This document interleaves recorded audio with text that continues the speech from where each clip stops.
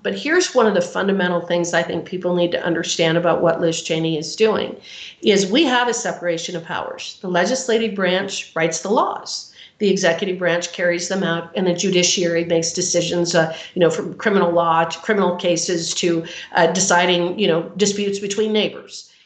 What this commission has done is taken on the role of all of them, but most importantly, this January 6th commission is acting as the prosecutor.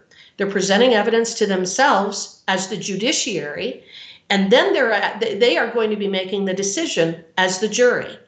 So they have actually subsumed in themselves all aspects of decision making. They will decide what evidence comes in, and if it doesn't fit their narrative, we'll never see it. It'll never see the light of day.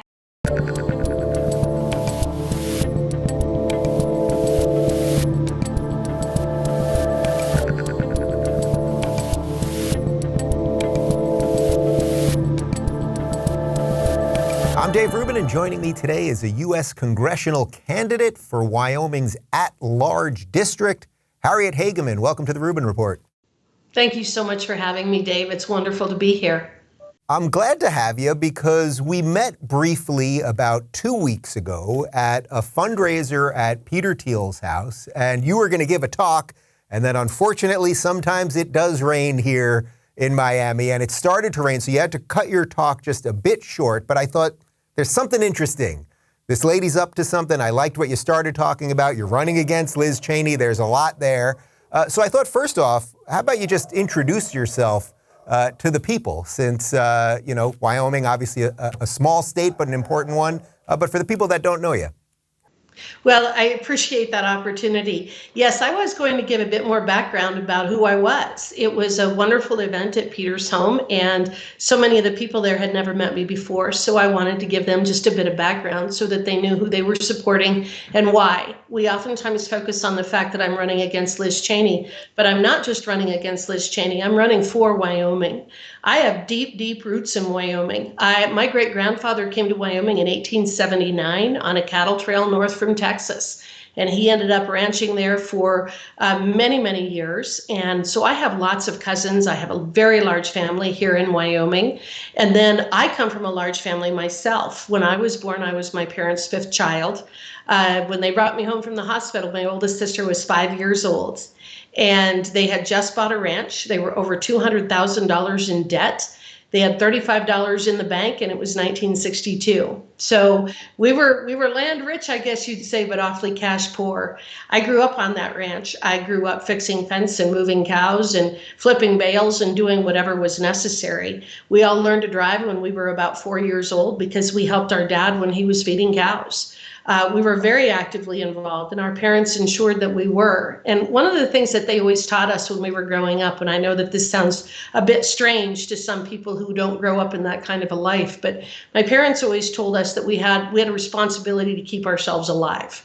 From the time we were very, very young, 3 and 4 years old, we were told we had to keep ourselves alive. They didn't put a lot of constraints on us. We rode horseback. We did things. We would be gone from the house, for 6-7 hours a day. We played with snapping turtles. We had a rattlesnake that lived under the house for a period of time. We did a lot of things out there, but with that, we had a lot of freedom, I guess is what I'm saying.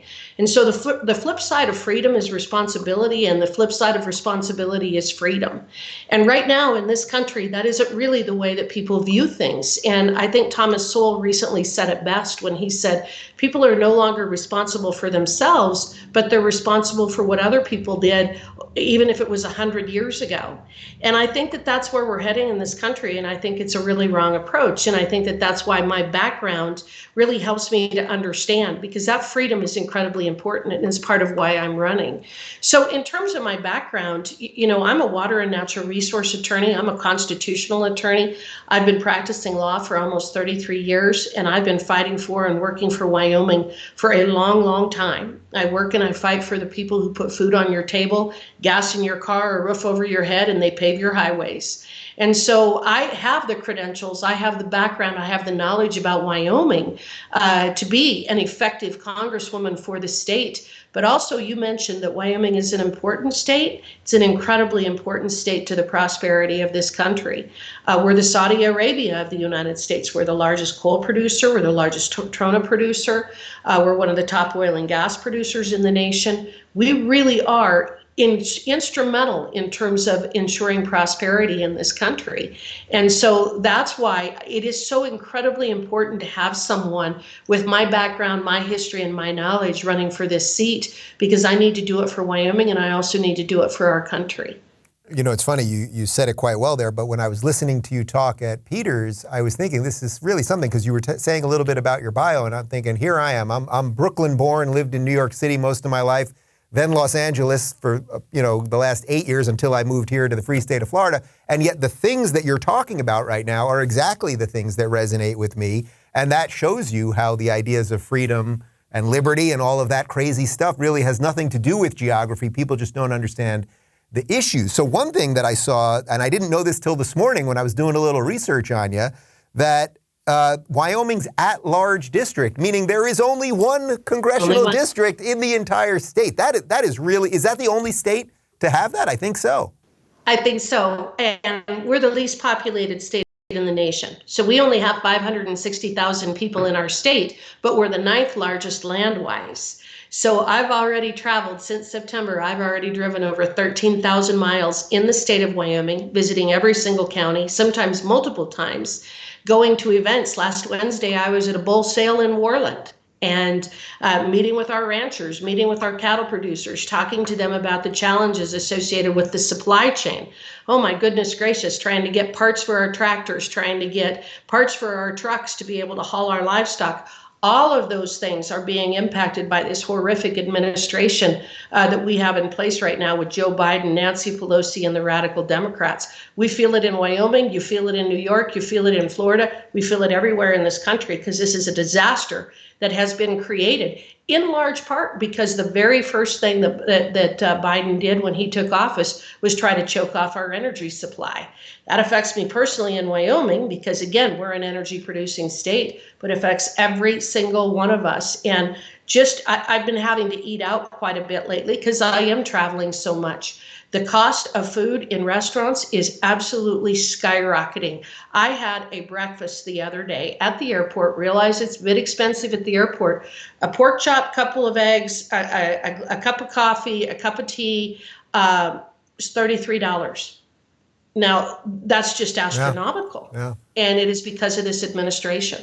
So you mentioned that you guys are an energy producing state, obviously. Can you just talk a little bit about the type of people that are in that line of work, the people that are in the coal mines, et cetera, that are doing this stuff? Because I think people, especially out of the mainstream left now, and what you get out of AOC and the rest of them, is just a complete dismissal of these people and their lives and the work that they do and how, you mentioned generational, how many years they've put into this and everything else. Could you just talk about the types of people that are your hopeful constituents? Well, absolutely. They are the salt of the earth. They're independent. They're tough. They know who and what we are in the state of Wyoming. They understand our Constitution, and they really do understand freedom and liberty because they live it every day. They do what they want to do, and they produce a fabulous resource. So many people want to write coal off and say that coal is an energy of the past. That's absolutely stupid, and it's stupid for a lot of reasons. One is coal is abundant, it's clean, it is accessible, it's affordable. It is absolutely an energy of the future, and we are the largest coal producer in the nation. Japan, China, they're building coal-fired power plants like there's no tomorrow. The reality is that we have to have fossil fuels or people are going to die. They're going to die in the summer from heat. They're going to die in the winter from cold. And that's why I'm very proud of what Wyoming does, because we make everybody's lives better. When you flip on that switch, there's an awfully good chance that that electricity is coming from my state because it's coming from our coal. So these are great people, and it is intergenerational. It's interesting. Several years ago, I took a tour of the trona mines over in Wyoming, and trona is baking soda and what you use to make flat glass and that sort of thing. And I took a tour of that, and the number of men who followed their mothers into the mines or followed their fathers into the mines. We don't often think of women as being miners, but in Wyoming, they absolutely are. They're the heavy equipment operators. They are very actively involved in the industry. And I love meeting with folks like that. Up in Gillette, just absolutely a wonderful area to visit. You go up there and you can see the magnitude of what we produce in Wyoming. Again, with our oil and gas, with our CBM, coal bed methane was something we produced a lot of earlier this century, and then also our coal. Same with ranchers. We're a very independent people in Wyoming. What we really want is we want the right and the ability to make the decisions for ourselves. We don't need the government telling us what to do. We don't need the government telling us to put masks on our kids. We look at what's going on with the truckers in Canada and we support them. Those are the people who make sure that you have canned goods in your grocery store, that you have meat in your grocery store. Everybody in this country ought to be supporting them. And if this hadn't become so political over all of the coronavirus hysteria, we all would be supporting them because they're standing up for what's right. They're standing up for independence. They're standing up for all of us. And I'm very, very proud of them. I'm proud of the folks in the United States who are doing the same thing. I have a nephew who's trying to get into the trucking business, and he's now purchased 2 18-wheelers. And just trying to get the parts and get delivery on things, it's about to crush him. And this is a 28-year-old kid. He's got 3 daughters. He's absolutely the most wonderful person in the world. And here you've got an administration that's doing everything in their power to make it so that he can't succeed in that business. And one of the things I often talk about when I talk about my upbringing and the fact that I did come from pretty humble beginnings is it's only in the United States that we've always had the freedom to succeed. And we now have an administration and a group of people who don't want us to succeed. They want to dictate who prospers and who does not. And that is not America. That isn't what we stand for. We all have the freedom to succeed, no matter what we came from. So jumping back for a second, you mentioned sort of small population, 6th largest state geographically. Related to the COVID situation, everyone thinks, okay, Florida did it so right. I'm a living example of that. That's why I moved here. People don't really talk about Wyoming related to that. What was it like in the midst of all this? Because you've got a sort of limited amount of people and a lot of space, and yet you have people in D.C. telling you, okay, 6 feet, mask everybody, et cetera, et cetera. Well, you had Washington, D.C. doing it, but I'm also going to be critical of some of the leaders right here in Wyoming. One of the things that I think too many governors did is they turned over public policy to public health workers. And you don't ever turn over your public policy responsibility to a group of people that only have a very narrow focus of everything that they do. And our governor did. And so we had some of the mask mandates. We had some of the limiting in terms of our schools and keeping kids out of schools and shutting down businesses. And it shouldn't have happened in Wyoming. You listen to your public health experts, but you also listen to your economists. You also listen to your small business owners. You also listen to your educators, and you also listen to your parents. And if you pick just one of those and say, okay, Dr. Fauci, you're going to be the king of all things right now as we figure this out, you're creating a disaster, and we've lived it. Dr. Fauci has been a disaster for many reasons, including, I think, that what Senator Rand Paul has exposed, which is an enormous amount of dishonesty coming from that gentleman. And when we retake the House and we retake the Senate in November, we're going to investigate that gentleman. We're going to investigate what happened in China and what he was doing with taxpayer funds. But the fact is, that man wanted to be a hero. And you talk about a God complex. Oh, my goodness gracious. That man, really, who would turn over everything to an Anthony Fauci? But we did. We did it at the national level and we did it at the state level. And again, there isn't any one area of expertise that should take precedence during any type of a crisis. Our economists should have had more of a say. Our small business owners should have had more of a say. And I'm also going to go back to something that's absolutely foundational, which is I don't care what kind of a crisis you may be facing at that particular time. And especially after 2 or 3 weeks when we had a much better understanding of what was going on, 6 months, even more information. Our Constitution exists for a reason.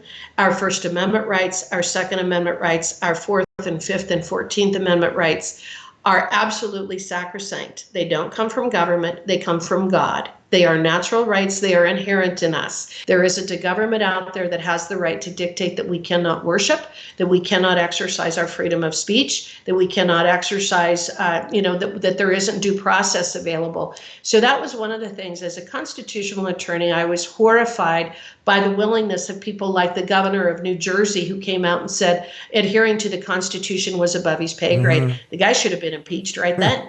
I mean, if the guy does not recognize that his oath was to uphold the Constitution, he should have been out on his ear.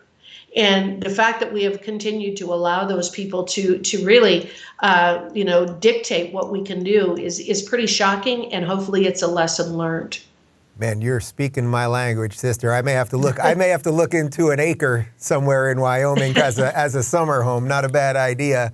But I'm sure some people are watching this going, well, wait, Dave, even if it is the at-large congressional district, why are you talking to a congressional candidate from Wyoming? It seems a little obscure from a national perspective. But actually, here's the bumper sticker for this episode. You are running against a woman by the name of Liz Cheney. Now, of course, Liz Cheney has become a sort of star amongst the CNN, MSNBC crowd as a Republican who pretty much is against Republicans. And, she obsessed with January 6th and the quote unquote insurrection and everything else. So I don't want to lead you too much. I might have done it already. Why don't you give me your feelings on Liz Cheney and how she relates to Wyoming? Liz Cheney betrayed our state. She betrayed our country. And I'll tell you a couple of reasons of why I say that, because I know that's a fairly bold statement, but that's why I made the decision to run against her. I've had a successful law practice. I've been working for a nonprofit law firm out of Washington, D.C. for a while. I love the work that I do, but there needs to be a change. And we needed to put someone up who had the ability to take on Liz Cheney and win this battle for Wyoming and for our country. Liz Cheney, there are several things that are a problem with her, including the fact that Liz Cheney bought a home in Wyoming in 2012 so that she could run for Senate against Mike Enzi. That imploded, and she was not able to pursue that any further. And then we heard very little from Liz Cheney after that until 2016, when our congressional seat came open, and she came back to Wyoming to run for that. Liz Cheney lives in Washington, D.C. That's where her family, or not Washington, D.C., Northern Virginia. That's where her family resides. Her husband works for a law firm back there that does work for China, by the way. We can talk about that in a moment. Liz Cheney has very, very, very few ties to Wyoming. I realized that her father represented the state of Wyoming over 30 years ago, but Liz Cheney's had very few ties to Wyoming and very little interest in the state of Wyoming. She talks a good game, but if you scratch her, what you find is she's very, very shallow. She's very shallow on the issues that are so important to Wyoming. Again, our energy issues, our agricultural issues, and then also the regulatory issues. Over 48% of our surface estate is owned by the federal government, and 65% of our mineral estate is owned by the federal government. So we have a huge federal footprint. And the regulations coming out of Washington, D.C. have been crushing us, but she hasn't done much to actually fix that. She does not represent Wyoming, and she isn't representing our interests. As far as the January 6th, I've started describing it this way. We have separation of powers for a reason. And I know she keeps coming back to that you are either for the Constitution or you're for Donald Trump, but you can't be for both. That's a binary that makes no sense whatsoever. And especially as someone who is actually a constitutional attorney, it's actually kind of a stupid statement. And it's a stupid statement for a lot of reasons, including that it ignores ignores the Constitution itself. But here's one of the fundamental things I think people need to understand about what Liz Cheney is doing, is we have a separation of powers. The legislative branch writes the laws. The executive branch carries them out, and the judiciary makes decisions, from criminal law to criminal cases to deciding, disputes between neighbors. What this commission has done is taken on the role of all of them, but most importantly, this January 6th commission is acting as the prosecutor. They're presenting evidence to themselves as the judiciary, and then they are going to be making the decision as the jury. So they have actually subsumed in themselves all aspects of decision making. They will decide what evidence comes in, and if it doesn't fit their narrative, we'll never see it. It'll never see the light of day. The fact that they kept that Nancy Pelosi, would probably most likely with Liz Cheney's guidance, kept Jim Jordan out of that committee tells you from the very beginning that there was a narrative that they were going to pursue, and that's what they're pursuing. So Liz Cheney spends all of her time. She even said it a couple of days ago. Do we know that that was a fact? I don't remember that specifically. Do we know for sure that she was guiding Pelosi in terms of keeping Jim Jordan and some of those people off the committee? I don't know that for a fact, but keep in mind how much she disdains. I think we have a lot of reasons to believe it, yeah. Yeah, I think that it's reasonable. And the fact that she and Adam Kinzinger are the only two so-called Republicans on that committee, they didn't want a Jim Jordan and a Jim Banks asking questions about, well, wait a minute, what about security that day? Why wasn't there more security? When did you know about this? Were there provocateurs in the crowd, and who were those provocateurs? Were there any FBI informants? Were there FBI employees? Were there other people? Those are the kinds of things that are never going to be presented as part of this commission. So what you've got is you've got a prosecutor who is going to ignore any evidence that doesn't support their narrative, presenting a case to themselves to decide what happened on January 6th. And so if you want to talk about being, unconstitutional or extra constitutional, it seems to me that this commission is one of the very first places to start. This is a star chamber, and their intent is to come out with a report that they can hang around the neck of Donald Trump, and that they can try to ostracize those of us who support him and conservatives from now until the end of time. That's the purpose of this. We know it, and that's what she spends her time on, and we're embarrassed. She's using Wyoming as the launch pad to give her the power to do that. What do you think her true angle is with this? I mean, obviously she's getting a lot of mainstream cred, right? They love her because she's sort of what I call the pet Republican. She does whatever the mainstream wants, and then that's the type of Republican they like. And then the second she does something that they don't like, then they're done with her and they pick somebody else. But do you think her angle is purely because, well, perhaps what you just said about her husband, but also because, her father was the vice president. He's so entrenched in the swamp that she's just protecting the thing. She's protecting the D.C. thing, regardless of what the constituents maybe in Wyoming want. I can't imagine a lot you're hearing when you're out there, a lot of people going, oh, this is the most important issue of the day. Number one, it isn't the most important issue for the day for people in Wyoming. I think that there are Democrats in Wyoming who want to continue to bang that drum, but that just further supports the position I'm taking on this. As far as her agenda goes, I think that she made the decision in the fall of 2020, and perhaps even before that this was basically a battle between her and the President Trump faction of the party. She made the decision that she was going to go after him. And around November of 2020, she was the very first, especially high up Republican, that called for President Trump to concede and that the election was fine, that there was no problem with it.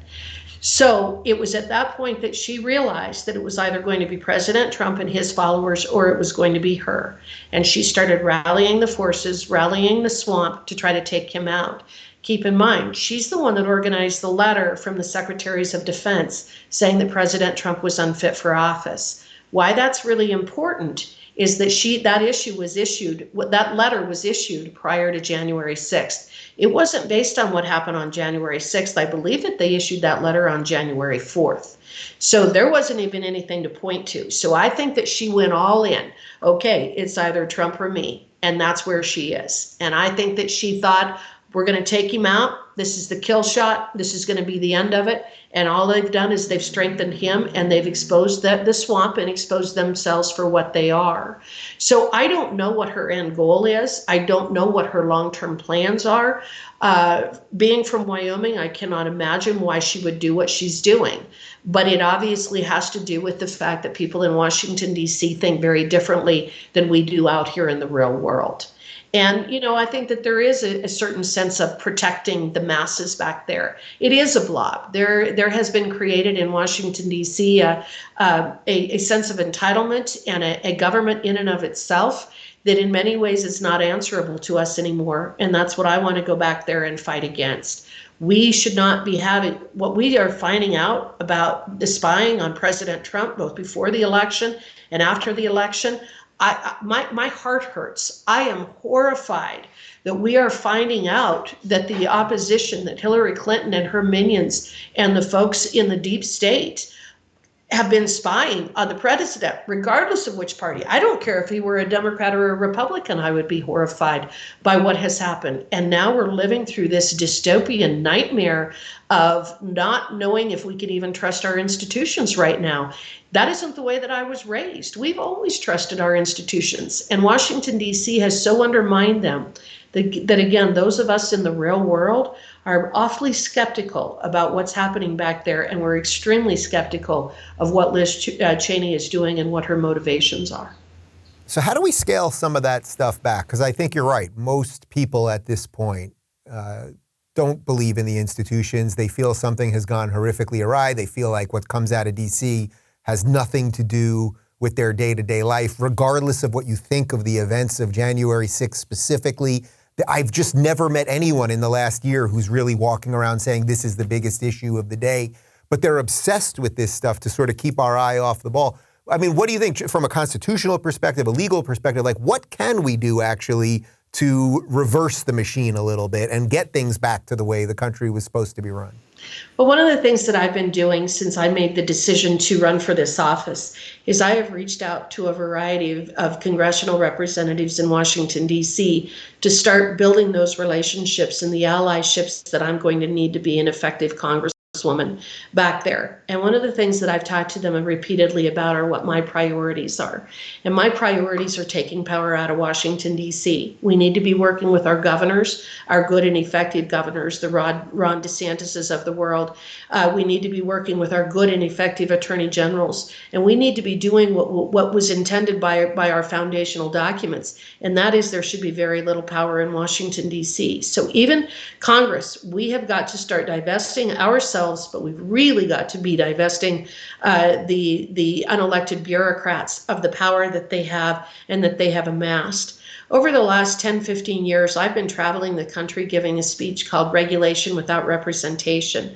And I've been exposing what has been happening with our administrative state. And that's primarily what I've dealt with as a trial attorney. So I'm a trial attorney. I've represented a lot of landowners and business owners against the EPA, US Fish and Wildlife Service, US Forest Service, USDA, all of the alphabet agencies, if you will, fighting to protect our private property rights, fighting against their incredible government overreach, attempting to take control of our irrigation infrastructure and those sorts of things. I want to take that expertise to Washington, D.C., work with my fellow congressional representatives, and find ways to substantially impact the power and reduce the power that these agencies have over the citizens of this country. It was never intended to be that way. In addition to which, there's just such an enormous waste associated with it. You know, the EPA, tens of thousands of employees, yet every single state has a Department of Environmental Quality. Why do we have tens of thousands of employees in the EPA, all of whom seem to think that their job is to punish people, rather than working with our state, our state Department of Environmental Quality? I get along great with the DEQ here in Wyoming. I'll tell you what, the EPA and I go head to head, and I've had to have trials against them and beat the dog out of them in order to keep them back from, trying to take control of my clients' properties.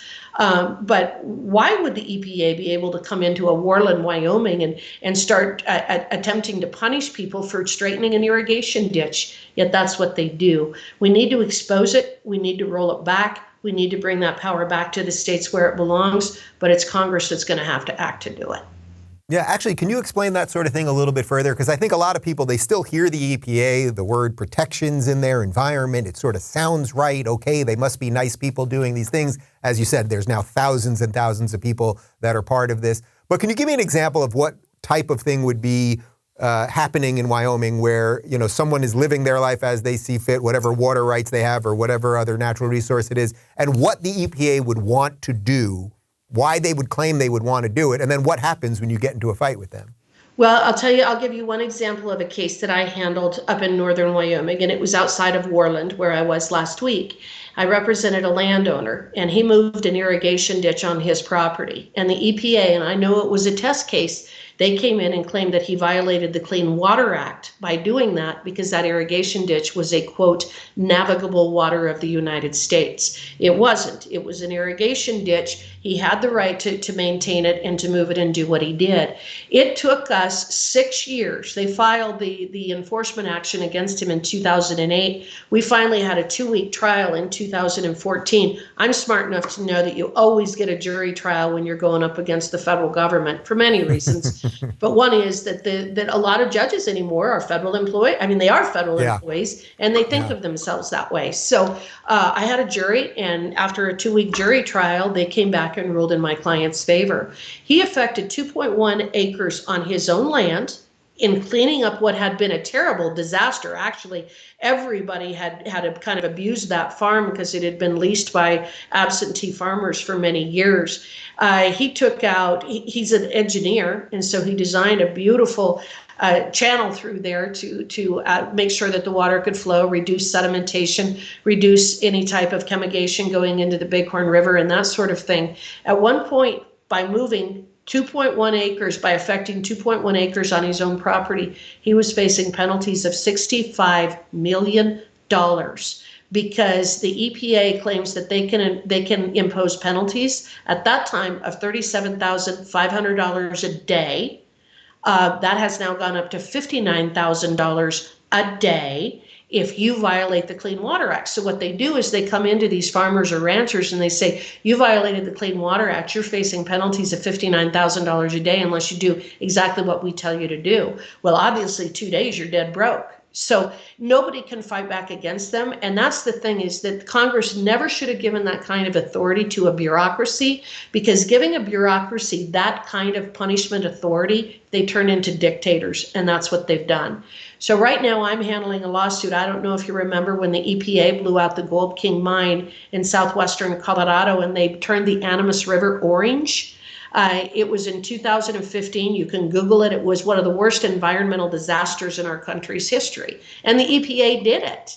So they went in and without my client's permission or knowledge, they built a water treatment facility on his property. They've operated it for 6.5 years and never paid him a dime in rent. It's an unconstitutional takings. That's the kind of abuse that the EPA visits upon our landowners every day. What the EPA is trying to do is they'd like to take control of all water resources in this country. Well, we know what happens when the federal government takes control of anything, especially when it is a resource such as water that is absolutely necessary for life. You know what happens. We're seeing it with medical care. They're saying, okay, you don't get the vaccine, we're going to take away your job. We're going to take away your unemployment. We're going to take away your medical care. That's exactly what they're moving on, and they have been moving on with water. This is no longer any kind of a conspiracy idea. This is truly what the federal government does. One of the most horrific things that happened in this country was Obamacare, because that's when the federal government decided that they could control our decision-making by controlling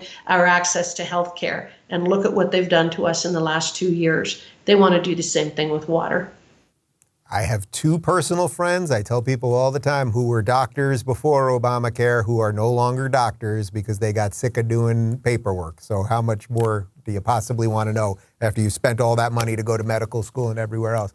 One of the things I've been asking a lot of my guests over the last 2 months or so, especially since I've moved to Florida, that's been on my mind a lot, is what do you see as sort of the future of the United States of America? I mean, I think one silver lining perhaps in these last 2 crazy years is that people have started to move to states that are more in line with their values. They're thinking about their life a little more seriously. I think there's good reasons for that, and that's what federalism is all about. I don't have to tell you, obviously. But on the other hand, I think that's very scary to people because then it's like, well, what makes us united? Do you have a vision for that? I mean, if we all just go in our separate ways and, say the values of Wyoming will be much more similar to what I'm living here in Florida, but that's going to be very different than New York and Cali. What keeps us united at that point? Well, I think that the Constitution and our foundational documents keep us united, but it's okay for people to have different views of the world. I don't have any opposition to that. I know that there are people who disagree with me, and I'm perfectly cool with that. But as you say, we can vote with our feet, and we can go places that are more aligned with us politically. But even if you don't have the ability to do that, I'll tell you what, my heroes right now are the parents. Those parents that are fighting back to protect their babies from these horrible mask mandates, from the things that they've done to our schools. These people are heroes. And I have said for a long time, with the work that I've done, when I started giving my speech regulation without representation, our debt was around $13 trillion. It's now $30 trillion, and I've been watching it go up and up and up. We all have. But I've been watching it in real time because I talk a lot about it and how there's an interconnection between what is going on in D.C. with these bureaucracies, with the out-of-control spending, with Congress largely abdicating its responsibility for legislating, and that debt. And we're the largest debtor nation in world history. And that trajectory has got to change. And I've said for a long time, we're going to have to really suffer before things get better. And I feel that way, and I wish it wasn't true. I've tried to, sound the warning bells. I've tried to tell people we can't keep going down this road and expect that we're going to prosper. You can't attack everything that makes you prosperous and expect that it's still going to be there when you need it to continue that prosperity. Yet that's where we are. We've got the socialists saying we've got to take over our energy companies and do this and that. Yeah, that's not going to work well for anybody. And we all know that. We all know how that story ends. So it is a matter of people standing up for their rights. I am very optimistic because people, after what the government has done to them at both the state and federal level has done to them in the last 2 years, we're rising up and we're saying enough. And when we go back to Congress this time, we're not protecting the status quo. We've got 30 to 40 years of really bad policies that we're going to have to roll back. We're not protecting the status quo. And if the Republicans go in there and protect the status quo, we've failed. Do you think that the Democrats and even sort of the pet Republicans that are keeping this thing going as we have this sort of breakdown of the supply chain and crazy inflation and all of the stuff that we've talked about, do you think they think they're doing good? I mean, do you think that the people in the administration actually believe that they're doing the right thing as they see all of the breakdown of basic services and everything else? That's a very interesting question. What I would say about it is that I think that dictators in general often think that they're doing the right thing because they think that they're always right. And the reality is that they aren't. That's why we have the form of government we do. It's why we have the separation of powers, why it's the executive branch that is to carry out the law, not make the law. So I think from that standpoint, I'm not sure that they think that they're doing the right thing. But one of the things that you find with people who actually believe in socialism or moving down that type of government, they're the elitists who don't believe that they're the ones that will have to live under it. And all we have to look at are the mask mandates and the people who won't wear masks right now. All of we refer to them as hypocrites. I actually don't like that word because I don't think that it really encompasses what they've done, which is there's rules for thee and not for me. And there's a lot of countries in the world where that is how they're run, and they are not run well, and it's why we don't want to live there. We are the most prosperous, the most free country in the history of the world because we have to all live by the rule of law. We're all supposed to live by the same rules. And if you don't want to live by those rules, then don't make them for other people. And so we now have a segment of society, and I refer to them, I guess, as the elitist, although I don't even think that encompasses it. But they are the people who think that they should tell Harriet Hageman what to do, pretty much all day, every day. My own parents didn't tell me what to do when I was 3 and 4 years old. That's what I started out this conversation with. They let me do what I wanted to do, but they constantly talked about the responsibility of keeping myself alive as well.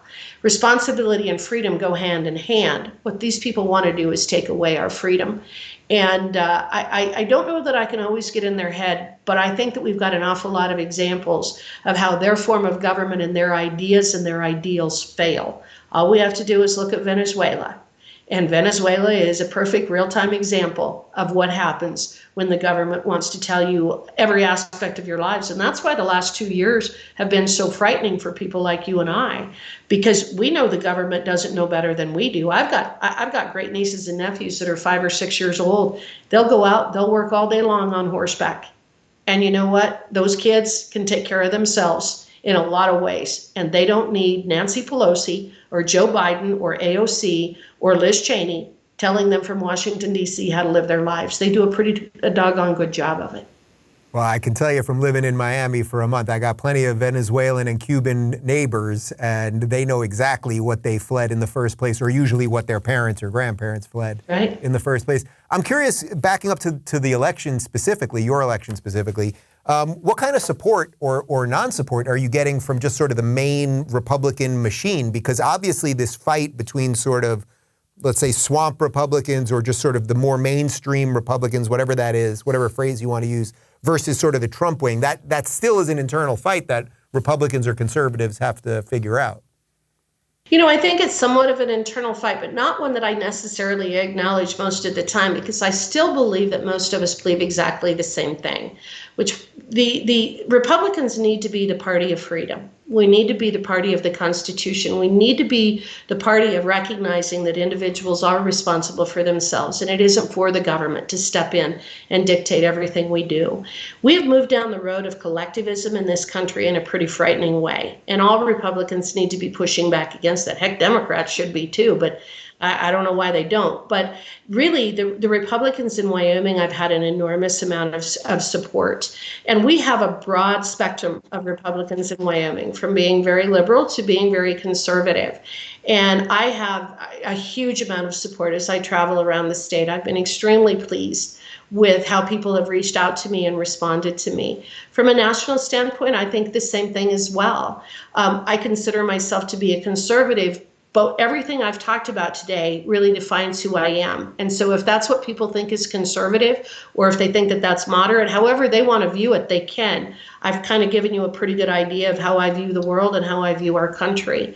And a lot of people are really hungry for that message, and they're really hungry to understand that there's someone who's willing to go back to Washington, D.C. and fight this battle for them. And I can tell you that I am. I'm willing to go back there and do whatever I can to turn this ship around, because we need to. We have been so fortunate in our lives. We have been so fortunate in what we've been able to do. Like I talked about, I came from a very, very humble beginning. And now I'm running for Congress, because in the United States, you have the freedom to succeed that way. Our granddaughters, our nieces, our nephews, our great nieces, our nephews, our children, all of them have the absolute same right that we have had to pursue those types of endeavors. We can't take it away from them. We owe it to the next generation. And I'm fighting for them. I'm fighting for my granddaughters, Jasmine and Kaylee. I'm fighting for everybody in my family. I come from a huge family. I'm fighting for everybody in Wyoming and for this country to return to really our foundation of who we are and what has made this country so great. Harriet, you're the type of politician we need, because I can tell you don't even want to be a politician, which is exactly what the point is in the first place. And because my last question was basically going to throw it to you to say whatever you want and give the final sales pitch. But I think you just did it right there, unless you got anything else for me. Where can we send people if they want to find out more about you? HagemanForWyoming.com. There's a lot of information, and Liz Cheney has an awful lot of money. If anybody wants to support me and help us out to take this message not only statewide but nationally, and make sure that we return people to Congress, or put people in Congress who are going to fight for the everyday man, because it's the everyday man that has made this country as great as it is. So I love the opportunity to visit with you. I hope I can come back, because you're a lot of fun to talk to. I can assure you, when I go back to Washington, D.C., I'm taking everything that is Wyoming with me. And I'm really looking forward to serve the people.